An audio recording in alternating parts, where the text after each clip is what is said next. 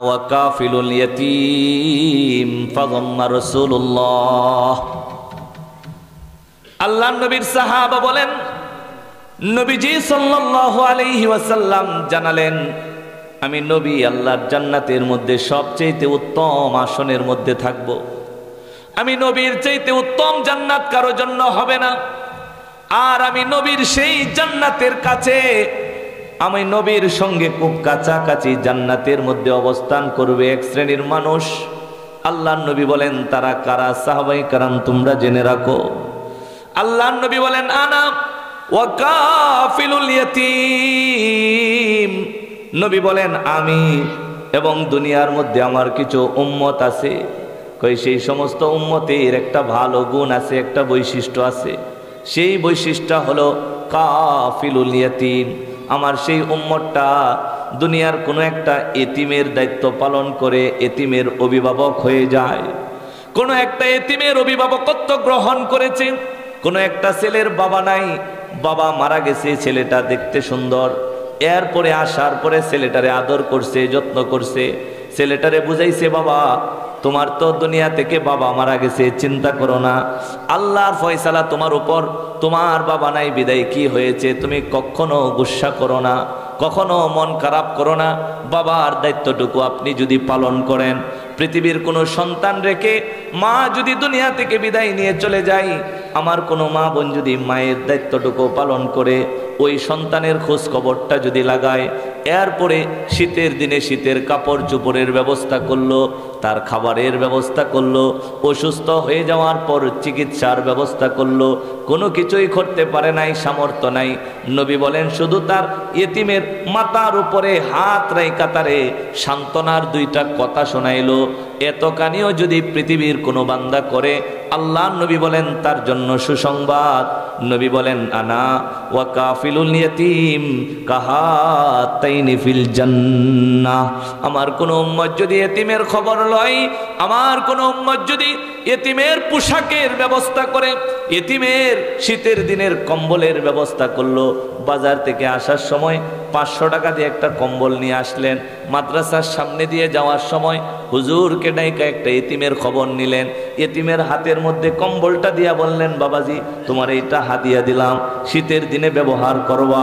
এইভাবে এতিমের খবর যদি পৃথিবীর কোনো বান্দা নেই, নবীর কোনো উম্মত যদি নেই, আমি যদি এতিমের খবর রাখি, আপনি যদি এতিমের খবর রাখেন, পৃথিবীর কোনো মহিলা মা বোন যদি এতিমের খবর রাখে, আল্লাহ নবী বলেন তবে সুসংবাদ তার জন্য। নবী বলেন সেই লোকটা জান্নাতে যাবে, শুধু জান্নাতে না, কাহাতাইনি ফিল জান্নাহ, এই দুই আঙ্গুল যেমন কাছাকাছি, নবী বলেন সেই মানুষটা আমি নবী তেমন কাছাকাছি হবে। সুবহানাল্লাহ। কয়টা বলছি? ছয়টা। তাহলে লাস্টেরটা সবার জন্য উন্মুক্ত না? হ্যাঁ, আপনি পারবেন। আপনি যদি ওই এতিমের খবরটা নেন, তাইলেই আল্লাহ রসুলের সুসংবাদটা আপনার জন্য হয়ে যাবে। হ্যাঁ, এই যে শীতের দিন আসছে, এটা আসলেই সত্যি একটা চিন্তা করার বিষয়। এই শীত, মোজা পরতে হয়, নয়তো পায়ে ঠান্ডা লাগে, এরপরে শীতের জামা গায়ে দিতে হয়, জ্যাকেট পরতে হয়, হ্যাঁ ব্লেজার পরতে হয়, চাদর গায়ে দিতে হয়, রুমাল মাথায় দিতে হয়, কত কিছু। ঠান্ডা থেকে বাঁচার জন্য ভালো জুতা কিনি আমরা বাজার থেকে, শীতের জন্য উইন্টারের আলাদা জুতা আসে দোকানের মধ্যে, ঠিক না? হ্যাঁ, শীতের জন্য আলাদা জুতা, শীতের জন্য আলাদা পোশাক, শীতের জন্য রুমাল, শীতের জন্য মাফলার, শীতের জন্য কত কিছু। আচ্ছা আপনি চিন্তা করেন, আপনার যে ছোট ছেলেটা আছে, এই ছেলেটার জন্য আপনার কত টেনশান, আমার বাবাটার শীত লেগে যায় কিনা, হ্যাঁ সকালবেলা একলা মাটিতে নামান না, ভালো জুতা কিনে আনছেন তার জন্য, মৌজা কিনে আনছেন, এরপরে আরও কত কাপড় চোপড় আপনার ছেলেটার জন্য আনছেন। আপনি কি কোনোদিন ভাবছেন যে যেই ছেলেটার বাবা নাই, তার জন্য এই চিন্তাগুলি কে করবে? এটা আমরা ভাবি না, কিন্তু এটা আমাদের ভাবা উচিত ছিল, কথা ঠিক না? বলেন এইরকম ভাবা কি আমাদের উচিত ছিল না? আমি আমার ছেলেটার জন্য যেমন চিন্তা করতেছি, তো আমার আশপাশে যে একটা এতিম ছেলে আছে তার জন্য চিন্তাটা কে করে? এটা আপনার চিন্তা করা উচিত ছিল, কিন্তু আমরা করি না। ওই ধরনের মানবিক আচরণ আমাদের মধ্যে নেই। এই যে আজকের এই মাহফিলটা, এটা একটা মাদ্রাসার উদ্যোগে না? এটা মাদ্রাসাও এতিমখানা, কথাটা বুঝেন, মাদ্রাসাও এতিমখানা। এতিমখানা মানে কি? এখানে কি আছে? জোরে কর, এতিম আছে। আর আপনি এতিম খুঁজে পান না। এই যে মাদ্রাসার মধ্যে এতিমগুলো আছে, বলেন এই এতিমগুলারে কে খাওয়ায়, কে পড়ায়? আপনি উত্তর দিয়ে দিবেন, হুজুর আল্লাহ তো খাওয়ায়, আল্লাহ তো পড়ায়। না ভাই, না বাবাজি, এই এলাকার মধ্যে আমরা যারা আছি, এই যে মাদ্রাসার আশপাশে, আমাদের উচিত ছিল এই বাচ্চাগুলোর দায়িত্ব নেওয়া। আপনাকে আল্লাহ রিজিকের মালিক বানাইছে, একটু ধনাঢ্যতা দিচ্ছে, ধনী মানুষ হয়েছে। এই ধনাঢ্যতা তো আপনার চিরকাল থাকবে না, আপনিও তো পৃথিবীতে চিরকাল থাকবেন না। তো আজকে যদি আমার কথাটা বুঝে থাকেন, তাইলে অন্তত আপনার মধ্যে যদি নবীর মোহাব্বত ইশক থেকে থাকে, যে আমি নবীর সঙ্গে জান্নাতে কাছাকাছি থাকতে চাই, তাহলে আমি মনে করি যে আজকে থেকে আপনি অন্তত চোখ কান খুলবেন, যে মাদ্রাসার এতিম ছাত্রগুলার একটু খোঁজখবর অন্তত আপনি নেবেন। বেশি কিছু লাগে না তো। আল্লাহ আপনাকে ধন দৌলত দিছে, এই যে শীতের সময় আসছে, চিন্তা করেন রাত্রে যদি শীতের কম্বল গায়ে না দেন, তাহলে চোখে ঘুম আসে? ঘুম আসে না তো। আপনার ঘুম আসবে না, একটু পরে পরে ঘুম ভাঙবে। আপনার কম্বলের চাহিদা হবে, বারবার মন চাইবে যে কম্বলটা গায়ে দিই, কম্বল গায়ে না দিলে ঘুম হবে না, একদিন কম্বল ছাড়া ঘুমায় দেখে। তো এই যে মাদ্রাসার মধ্যে যে বাচ্চাগুলা পড়ে, সকালে ফজরের আগে উঠে, 1 ঘন্টা 1.5 ঘন্টা আগে উঠে, ওই সময়ে ঠান্ডার তীব্রতাটা সবচেয়ে বেশি থাকে। চিন্তা করেন এই বাচ্চাটার যদি মোজা না থাকে, সে কত কষ্ট করে। তার একজোড় ভালো জুতা নাই, তার একটা ভালো শীতের পোশাক নাই, রাত্রে একটা ভালো কম্বল নাই, সে কষ্ট করে ঘুমাইতেছে, কষ্ট করে হাঁটতেছে, কষ্ট করে পড়তেছে, অথচ আপনি আরামে থাকতেছে।